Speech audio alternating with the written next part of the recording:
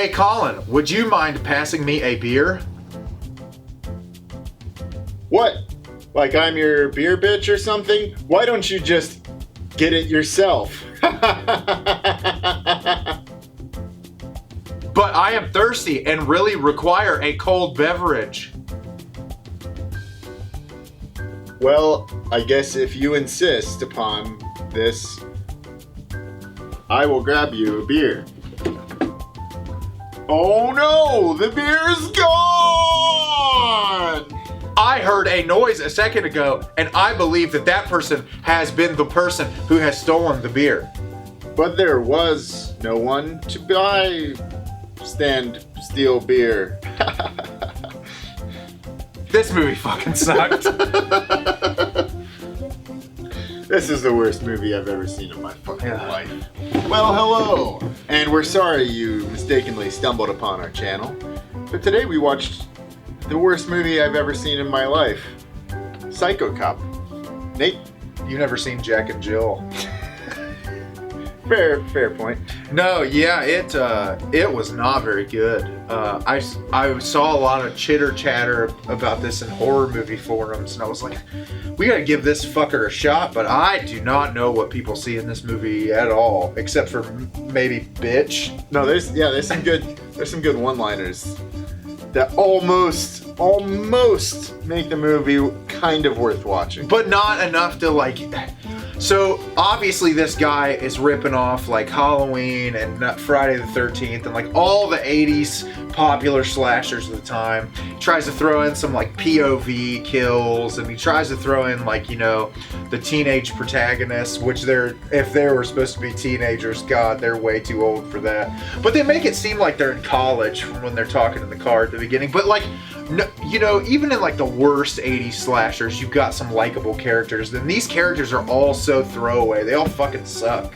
Try is the key word. Yeah. They didn't do any of those things well. The characters, there were no characters. They were just people to stand there and read lines. Every single line was just so awkwardly and clunkily read. It was as if the people couldn't remember the very next line, so they shot one angle and had the person read the line cold, cut, move the camera setup, have the other person read the line, and they're, well, what was the line before this? It doesn't matter, just read the page! Look, just because a woman did not come home for one night does not mean something happened to her. What did they find in the woman's front yard? A scalp dog with his insides hanging out. Stop it, Eric. That's gross. Can't you see we're eating? But even in your traditional editing, when you have shot, reverse shot, the editor is intelligent enough to cut it to where it feels like a conversation. They left these people 5 seconds of headspace of just like sitting there like, I am about to respond to the thing that you just said. He's only been here a year. How does he know if they've had any trouble or not? Oh, quit being so paranoid. You sound like one of the girls.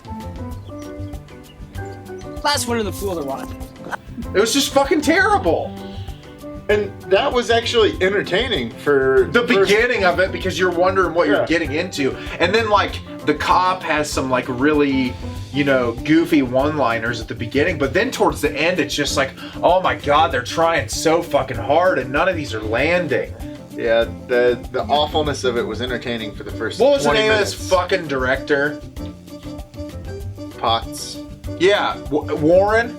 Was it Warren Potts? Wallace Potts. Wallace Potts, this fucker. I looked him up while we were watching the movie. He did some like art house independent film before this, and people were like, how the fuck did he make Psychocop after he made this? But God, Colin and I said the same thing through the whole movie. Potential. Wasted potential. You have this guy who is a horrible actor, absolutely terrible, and you have all the room in the world to give him like the worst fucking lines imaginable, and you only use him for 30 minutes of the movie. It's an hour and 20 minutes that could have been trimmed down into like 25 minutes.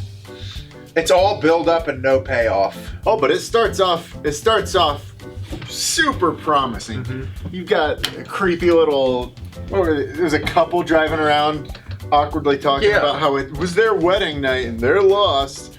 And, oh, hey, there's a cop car. Why don't we ask for directions? It kind of starts off similarly to Two Girls, One Cup.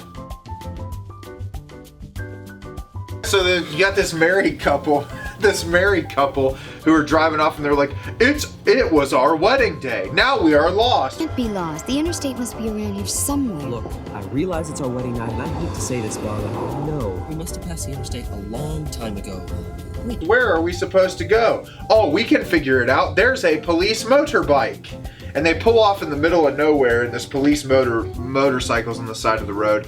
And then you cut inside to this cop's house, and he's like bathing his hands in blood, and he's got a pentagram on his wall. And it's like, yeah, he's a Satanist. Great. Thanks for the information. The subtle signs of we'll call it the subtle signs of Satanism. But yeah, so it like shows his daily routine, I guess, of getting ready to murder these kids. Yeah. And then the husband goes to look for the cop, and then you hear a sound. He's killed off screen. So then it's the wife's turn. Hello, policeman, officer, are you there, officer? And then Dwight hears the police radio. Yeah, she hears the police radio. She comes looking for him. Then Dwight Schrute comes out of the shadows. Looks like you need a policeman.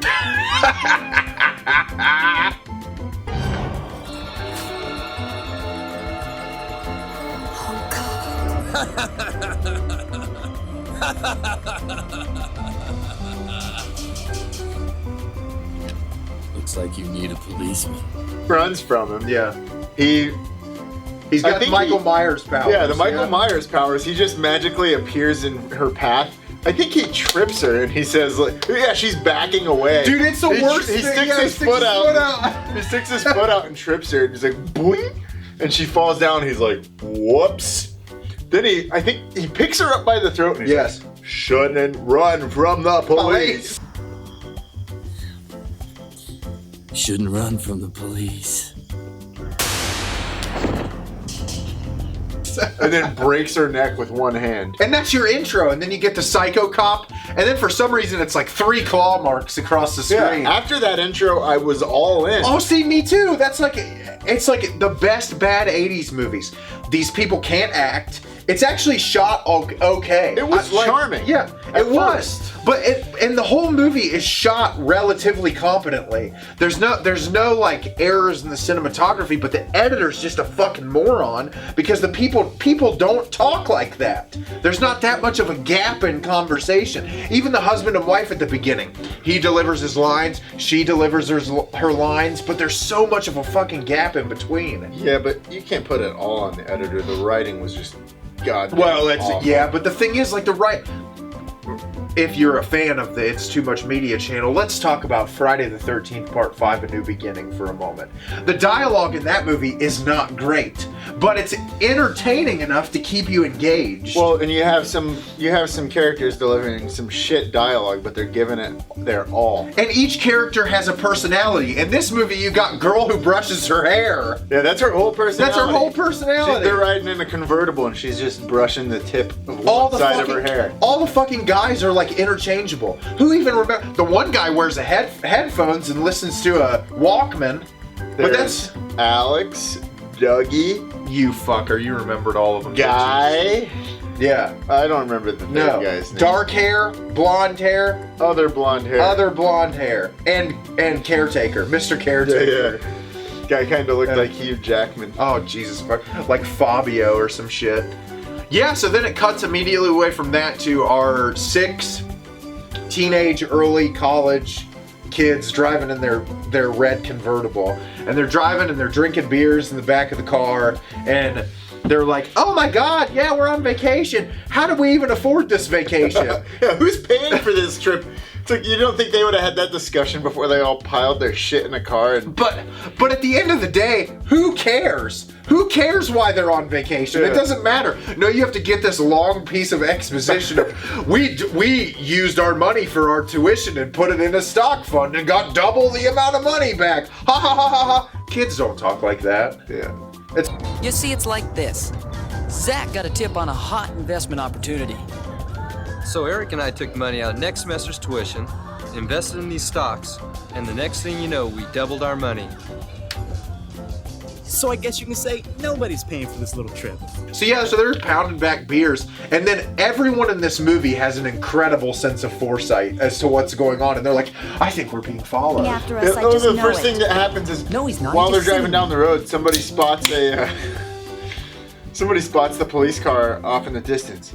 Whoa, there's a police car up there, and the dialogue goes on for like a full minute and a half as they slowly drive up to the police car. They got to be going like 12 miles an hour, and they're just like, "Oh, everybody, hide your beers. Act natural. Don't look at him. Do not look suspicious." And then they drive by, and everybody's like, "That's weird. That cop was just sitting That cop was just I got a sitting bad there. feeling Yeah, about it's this because fucking cops stupid. never just sit there."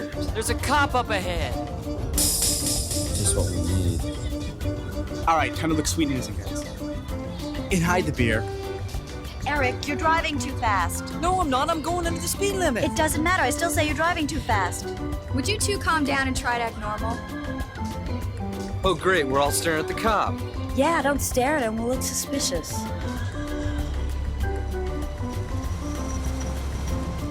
It's like, I think that guy was following us. No, he's not following us. And they drive further up the road, and he starts coming behind him, and the one guy's like, oh, I told you all, he is following us. What are we supposed to do now? And then they pull off onto the road that their house is on. He takes like a super hard, puts both feet on the brakes. Hey, turning! Fucking stupidest shit in the entire world. Good turn, Eric. Oh, way to go. Now the cop's surely gonna pull us over. Maybe. Yeah. Not even good. No, it's not good. It's not well written. So they pull off onto the side of the road, and then the cop pulls up behind him, and one of the fuckers turns around and he goes, oh no, I told you, the cop was following us. And then he just backs up and burns out and drives off. Oh yeah. What's he doing now? That's so weird. There he goes. They're driving in the car. They set it up as if college kids got this house out in the country to party in.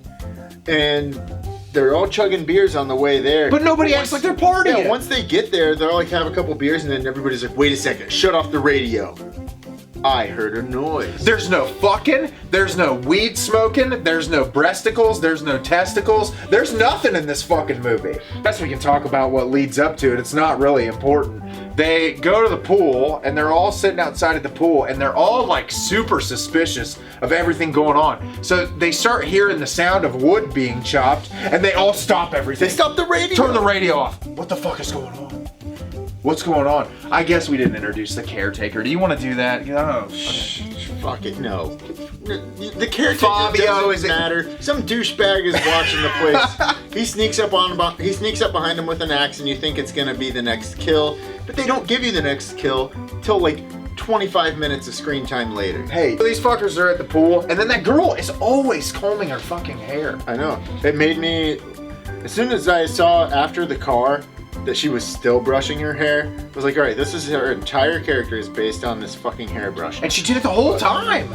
All I could think was, this is going to pay off beautifully when she is beaten to death with her own hairbrush. Or like, you know, the billy club death that happens in the movie? Yeah. Maybe shoved down her throat or something like, or used as a distraction method while she's being killed. Like, steal it from her and like put it somewhere so she goes after it and then kill her so that at least it's there. Well, that's what happens. No, he doesn't even distract her with it. He takes it away from her. He stabs it into the ground, and then she goes and finds it. yeah, She's whatever. like, it's got dirt on it. And then he drives the car slowly towards her, and she goes,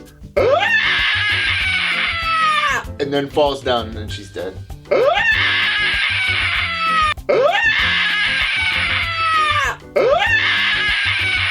Slightly hit. A terrible by the kill. car. That's my main issue with this movie, is you start off with a couple of lame kills. One of them's off screen, and the next one is just like a neck break with a bare hand. But you kind of think, all right, these are the weaker kills. Yeah. They're gonna move into some really creative, interesting, or at least schlocky kills. But no, nothing. If you're gonna be this bad at the acting part and the editing part, you gotta go full on schlock with the kills. Exactly. Give us something to look forward to. I bet right now, if you and I sat down, we could remember every kill in the Friday the 13th movie, and most of them were done off screen. Road flare in the mouth, guy getting hit by the axe, another guy getting hit by the axe, the dude getting the belt put over his eyeballs. Those are all memorable, entertaining kills that make the movie worth watching. This one, I'll forget it in a week. So they're all at the pool, she loses her hairbrush, and then for some reason, it's like the plot of this movie is, I've lost something, where did it go? Get ready to eat. If I lose that brush, I won't be able to eat. I'll be too upset. Oh yeah, that's all that happens. It's like this one day is dragged out over... It's like real time. It's sunlight the whole time. Everybody's losing something. She loses her hairbrush. Somebody loses a shoe. Somebody loses some beer. They lose the beer. They lose the beer.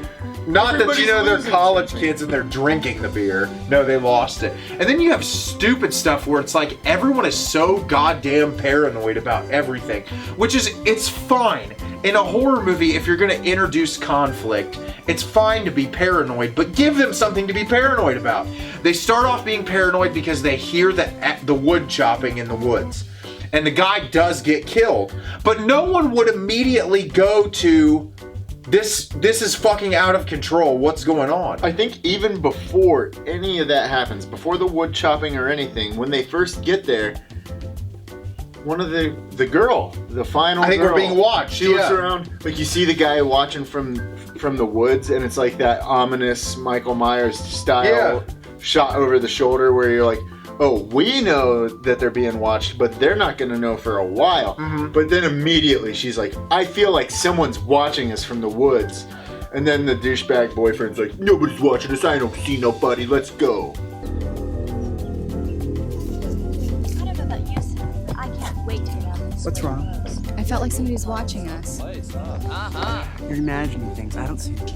You've got stupid shit like when the girl's looking for her hairbrush, she goes into this like little shed, comes around the corner, and she goes in there and the friend pops out. That's the thing the guy does 30 times in the movie. He throws jump scares in of people coming around a corner and grabbing them on the arm and they're, oh! Yeah, you have the really tight shot of the girl. Yeah. Then all of a sudden you just see the hand like... Yeah, and it's stupid stuff like, and then they're like, oh, look at these footprints on the ground. They don't look like our footprints. No kids partying at a house are going to be that hyper observant. They're not going to notice that shit. They're going to be trashed. And that's the other thing. No one is acting even like minimally drunk. Some of the kills were okay. Like, we even made a joke in the opening credits about the visual effects artists. We're like, yeah, how much of that's really... Like, you compare this to, like, a Friday the 13th kill. It's not anywhere near as good. No, but for something that was clearly... 1989, too, you're pushing the 90s, so visual effects weren't that bad at that point. But for a movie that was clearly done on zero budget, with scraped together actors, that they found somebody they're like, oh, you would look fine in this movie. But they get some attractive looking people. That was the only prerequisite. Yeah. But the thing is, they're like, Friday the 13th, you get attractive looking people, and half of them end up naked through the movie. This one, it's just like they're there, they have no personality, and there's no redeeming character qualities to any of them. Every one of them was interchangeable except for the annoying final girl. The only person that you wanted to see die lives. Well, I wanted to see them all die. Yeah, I was fine with all of them getting killed. He killed the caretaker. As soon as he gets killed, the kids, it's like they have like telekinesis or something. Like, I think something happened to that guy. Like, I haven't seen him in an hour. Exactly. You're here to party. And they're starting to get paranoid. And then they're like, maybe we should call the police. Maybe we should get someone out here to find out if he's gone. And it's like, no kids in that situation act that way. It's just not realistic. The other problem with it is, even if that's not how people act, you can have some suspension of disbelief.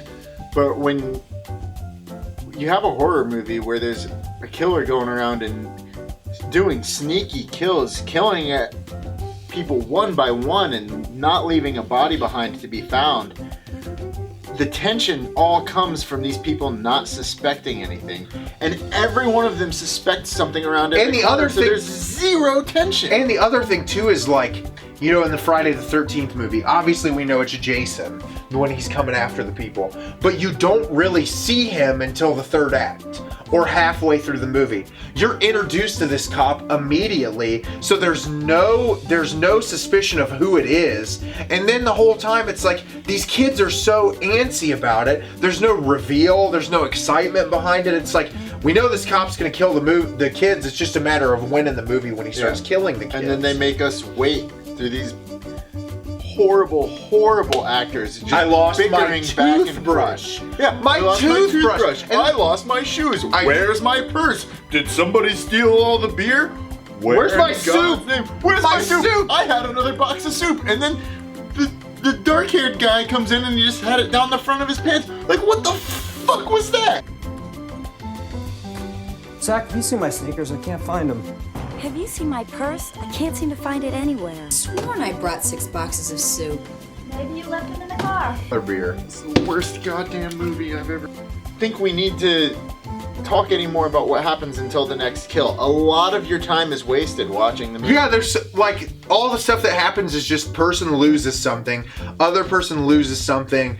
They imply that they're going to call the police at one point. The one part that does matter during the daytime before it gets nighttime is they all go out into the woods because they think something's going on, and they come back and the one blonde guy is like, I'm going to go call the police. And so he goes and he grabs, they have a fucking landline telephone outside of the house. It's like hooked up attached to a shed. Yeah, and he goes up and he tries to dial 911 and it's not there, and he looks up and Psychocop is standing in front of him. He goes, oh, officer, I was just trying to reach you. That's when that kid, it cuts away from that and you're like, oh, this kid's fucking dead. Because he's by himself. He's by himself with the Psychocop. But we thought when the girl was by herself that her top was coming off. Nope. This movie subverts your expectations. And the worst Which means, the thing is, this kid sneaks up on his friends. They're all sneaking up on each other all the fucking time. So he sneaks up on his friends. He's like, hey guys, we can stop looking for the groundskeeper now because he had an accident. The cops took him. I'm fucking infuriated! This movie was so bad and I picked it. You wasted your pick. Yeah, I did. I'm kind of sad about it. But you know what? This is what we're here for. We're here to help you guys sort through the shit. All this bullshit happens while they're looking for the groundskeeper. They stumbled across some creepy-looking crosses. Yeah. That are out in the woods, and they're like, which that's weird. They come into play later, but it's not as creative as you think it would be. Yeah, it's kind of stupid. So then it finally goes from daytime to nighttime because most of the shit that happens during the daytime doesn't matter. And nobody's any drunker. No, and it's funny because like if you have a story like this, with the exception of like Sam Raimi's Evil Dead, where it takes place in one night, but it's all done really intelligently and the suspense is built really well and it's great. That's if you do that all in one night, it's fine. And it feels like one night. Yes, this it does. Movie, it's like it's kind of unclear. Like, is this the next day? Yeah, exactly. And the thing is like if you're gonna make it over one night, give us a reason to care. Well, because at one point you mentioned the girls taking the bath together. At one point they're taking a bath together. And then you cut to outside, and one of the girls who was taking a bath is down there, dry hair, fully clothed, talking to somebody else. It's like, when did this happen? And that's where it cuts to when it goes to the nighttime, is you got the girls who are there, who are in the bathtub bathing together, and the one girl who's not in the bathtub, who's standing outside talking to the two of them, and one of them goes, oh, I heard something outside, and she looks outside, and it's just the guy fucking looking for his toothbrush. Yeah.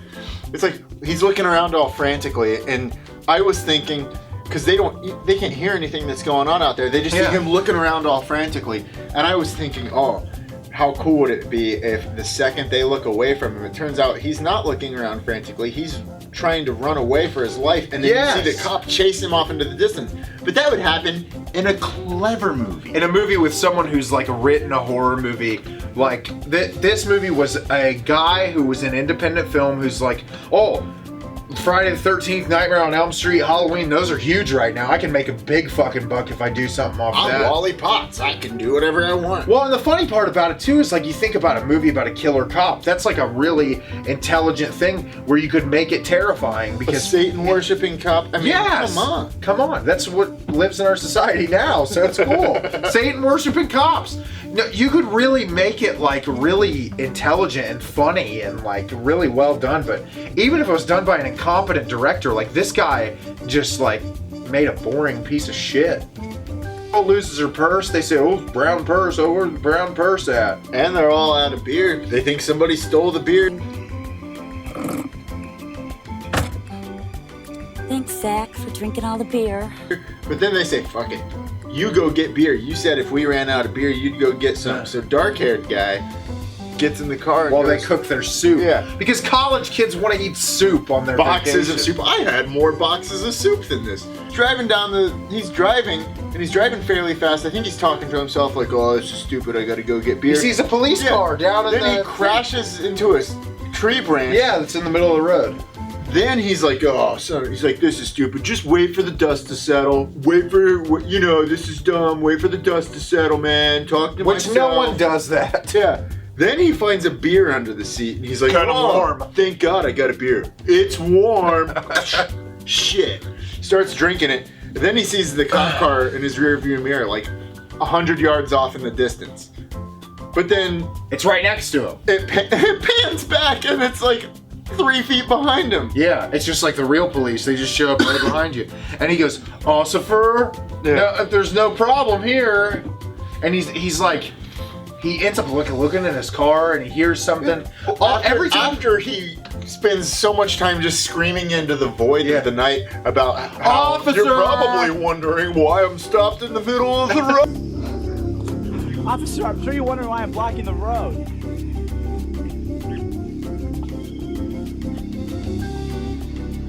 Officer?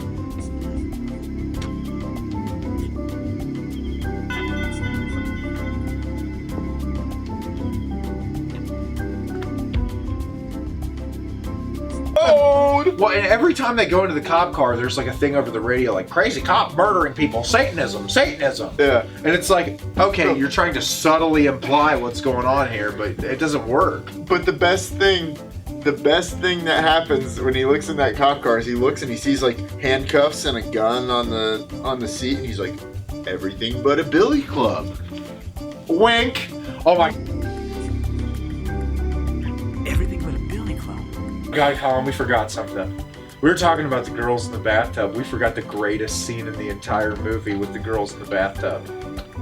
When they come outside, because they're in the bathtub, and 2 girls start arguing with each other about what's going on, and the camera does the pan outside, or the slow zoom out outside, and you get the same shot we keep getting of the behind the back shot of the cop. Oh yeah, they're arguing. Around. They're in the middle of the argument.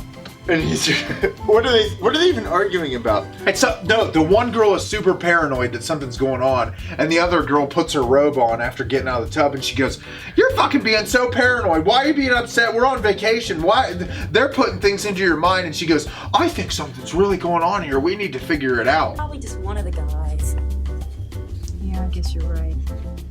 See, I told you so. Come on, Julie. Laura, if you keep up this nonsense, I'm gonna go crazy. Yeah, and then she's like, maybe something's going on between you and this guy. Mm-hmm. And then you cut the outside, and Psychocop's standing out there just watching. And then he turns to a profile view, and he's just...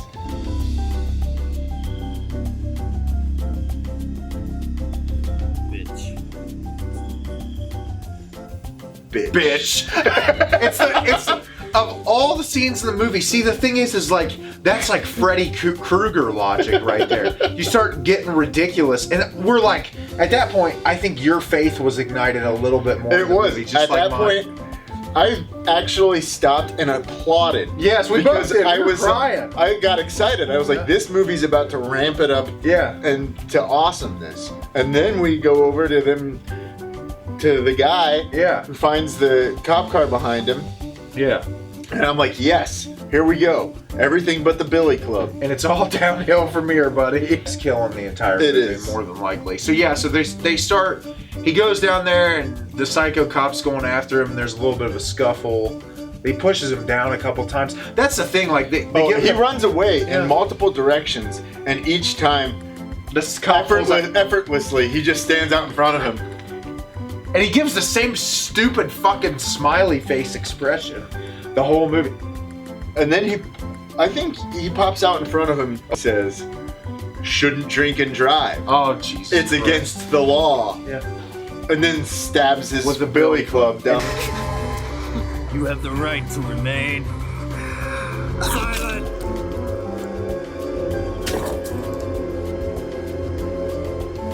Shouldn't drink and drive. It's against the law. In the guy's throat. And you sort of see it, but That's a pretty cool effect, actually. It is. Well, later on in the movie, when his body is discovered, it's a cooler effect than it is when he's immediately killed. Like, kind of like the road flare kill in Friday the 13th. We completely ignored the actual kill of the groundskeeper. He got hit in the head with an axe, and they put some ketchup packets on his head. It was okay. They did a decent job. Yeah, it was all right. Though. Yeah, but it's like they wasted all their budget on those 2 kills, and the rest of it was like, it's fine. Yeah, the rest of the kills were the body flops onto the ground with no. Or you evidence. get like our brunette Bazinga girl, who like her fucking kill was off screen. Guy let her cook some completely soup. off screen. Yeah. He says, "Officer Joe Vickers, at your service." As he Police Officer Joe Vickers. At your service. holds a knife. This movie had so much potential to be good. I'm so fucking mad about it. There were some lines that were good. Oh, but when he's chasing that girl, one of the funniest lines of the whole movie, she's got the door barricaded and he's trying to break in, and his voice is just so calm. Sarah, stop this. You're obstructing justice. Sarah, now stop this. You're obstructing justice. After her first, does he kill Hairbrush Girl first? I think He kills Hairbrush Girl first. Yeah, she goes outside and she's like looking for the guy. And she's like, "Where the fuck did you go?" And he pulls her outside by using the boombox with the loud rock music. That's right. Yeah, he lures her outside and pulls her into the woods, and she goes, "You know, I don't want to go into the woods because there's all those mosquitoes." Yeah, and she starts marching into the woods, slapping her legs, like, just in a way that in no way tells me that she's being attacked by mosquitoes. Oh, she's no. like stomping through. So, and then what Colin said earlier, she gets run over by the cop car, but it's not even interesting. No, it's not interesting The at scene all. is not worth your time. You don't even see the car come into contact with her. No, you see her go. Oh. I'm pretty sure the way they filmed that was they had her pose for like how she was gonna get hit, and they drove the car. They had her stand in front of the car. Then they drove the car in reverse and filmed it from inside the car. Yeah. And then they just played it in reverse, so it looked like they were driving towards her. Yeah. Because it was just filmed so badly. And there's probably some ADR thrown in there. There's a ton of ADR in this whole movie. Yeah. Half the dialogue sounds like it's ADR. Yeah, it's pretty bad. Especially when there's somebody looking for something and you can't see their mouth and they're like, "Where could this be? Just find it already." I lost my purse. I lost my soup. She gets killed. Got back to the house. That's when the cop goes up to brunette girl and chases her through the house. She sees she's like, "Here's that beer you asked for, officer." Oh, yeah, she lets him in because he says, "I'm here to protect you. Everything's fine." Yeah, and then he sits in the officer. I'm here. Or here's that beer you asked for, and he's got a knife laying right on the table, and she goes, "What's going on here?" Because everyone has this extra sense of what's going on. Did he bring the knife? Was it already sitting there? What the fuck's going on? Colin's gone insane. I'm fucking irritated now. Not enough beer. We need to switch to harder liquor. The girl climbs out the window, and then Doug's trying to climb out the window, and the cop says something stupid like, "Dougie, you're resisting arrest." You're resisting arrest, Dougie. Let me get it over with. That guy, Doug, gets knocked unconscious 5 times in the final act. The final act is the worst part of this movie. It's horrible. They did not know how to resolve this movie at all. A lot of stupid scuffles and baptismal pushes. And I get the feeling that they only had one more night at this place, and the writer-director was just... He hadn't finished it. He hadn't finished the story, and he's like, why don't you guys, he sent the crew out to film without him. He's like, why don't you guys just film a bunch of crazy shit and then we'll fix it and edit. Well, you remember, the last like 20 minutes of the movie are all in the woods. They didn't give a fuck. They probably, you know what probably happened? They lost access to that house, so they had to film the rest of it in the woods because they couldn't film in the house anymore.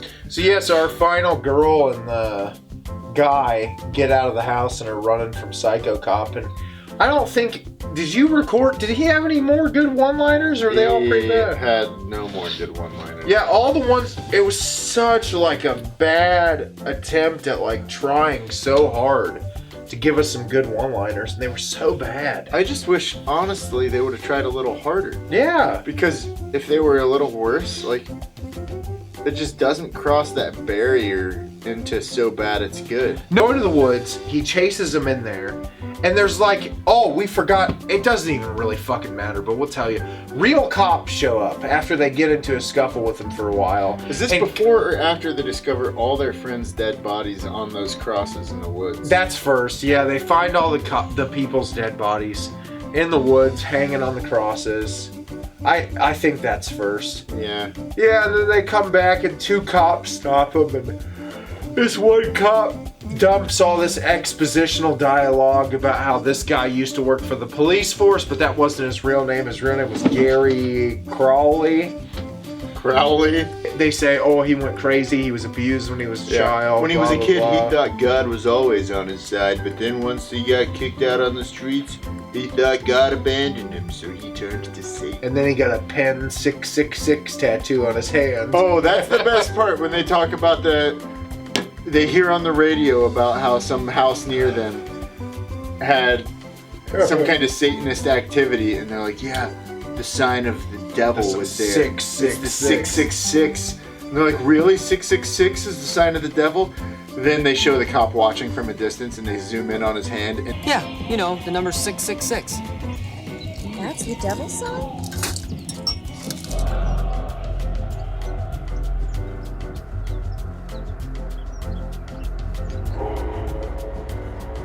and clearly in pen, it's written 666. Not even in like a creative way, just fucking standalone 666. It's fucking terrible. Which, to me, that was another charming, funny, bad moment. Yeah. There were a lot of those moments that just could have added charm to it if they actually put the effort into other parts It just of the didn't. movie. It didn't fucking work. Kids in there. Cop dumps all the expositional dialogue. He kills both the cops in uninteresting ways. So then you're left with the two people. They start going back and forth, pushing each other. The girl starts to shoot him. Shoots him like 2 or 3 times. He turns in the into chest. T1 fucking 1000. Yeah, she shoots him like 3 to 4 different times. And fucking, he's still standing, and then he finally falls on the ground, and Collin and I are like, well, here comes your horror movie trope. He's gonna get back up again. And then he does, and he attacks her, and then he knocks out Dougie a couple more times, and then Dougie saves the day, and then they beat him with the stick. He impales him with a log. Dougie picks up a dull, not pointy at all stick, and throws it like a javelin through his chest.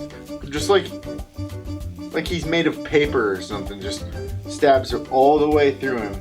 And then he takes his sweet ass time dying. They were really proud of that effect because he was like laying back on it, like, and they just held on that shot for such a long fucking time.